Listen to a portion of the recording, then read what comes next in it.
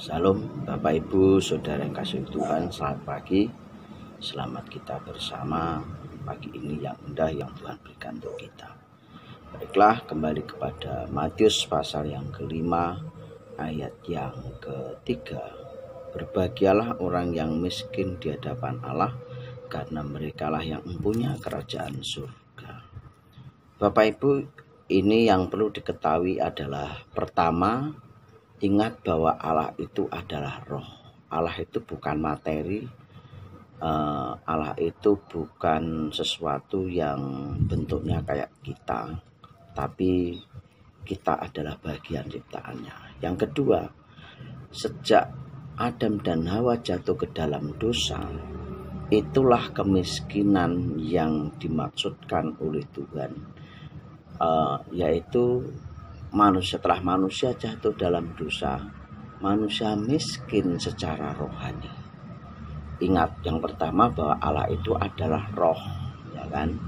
Yang kedua, manusia itu jatuh dalam dosa mulai Adam dan Hawa, itu adalah miskin rohani. Yang ketiga yang dimaksudkan oleh Tuhan di dalam ayat ini adalah mengajak kita manusia untuk menyadari secara rohani kita itu miskin, gitu ya kan. Walaupun kita secara materi itu kaya, walaupun kita secara materi kita miskin, tetapi secara rohani kita itu sama-sama miskin, tidak kaya di hadapan Tuhan. Dan firman Tuhan itu bukan berbicara pada berbagai orang miskin di hadapan Allah, bukan miskin materi, ya kan.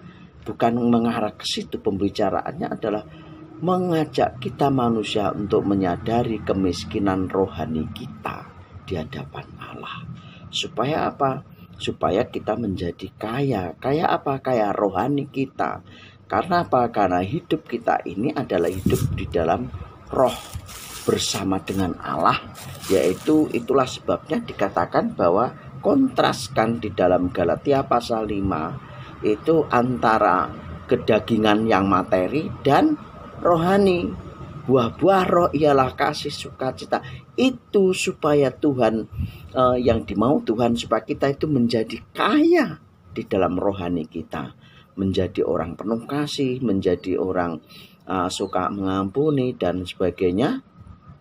Sukacita, damai sejahtera, kesabaran, kemurahan, kebaikan, itu yang harus dimiliki oleh kita. Ya, kita sadar kita itu manusia yang tidak layak di hadapan Tuhan.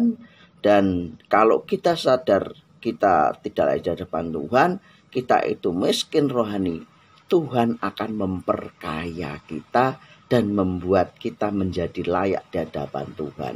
Bukan karena saudara miskin harta, saudara kaya harta, saudara akan bisa masuk surga, bukan, tapi karena kesadaran kita bahwa kita tidak memiliki kekayaan rohani kecuali Tuhan yang akan menjadikan kita kaya. Dan kenapa dikatakan bahwa akan yang mempunyai kerajaan surga? Kenapa? Karena ini berbicara rohani, bukan berbicara duniawi. Bagaimana kita dan saudara-saudara yang kaya membawa harta ke surga? Tidak bisa, ya kan? Bagaimana yang miskin? Saya tidak bisa membawa harta ke surga karena tidak ada yang saya bawa. Bukan itu, tapi kaya rohani itulah yang dimau oleh Tuhan daripada kita. Semakin kita menjadi rendah hati, semakin kita bermanfaat bagi kemuliaan nama Tuhan, itulah yang menjadikan kita akan menjadi mempunyai kerajaan surga. Artinya apa? Kita bisa masuk dalam kerajaan surga. Karena apa? Karena kualitas rohani kita itu semakin membaik, semakin banyak perubahan, semakin layak di hadapan Tuhan. Itu.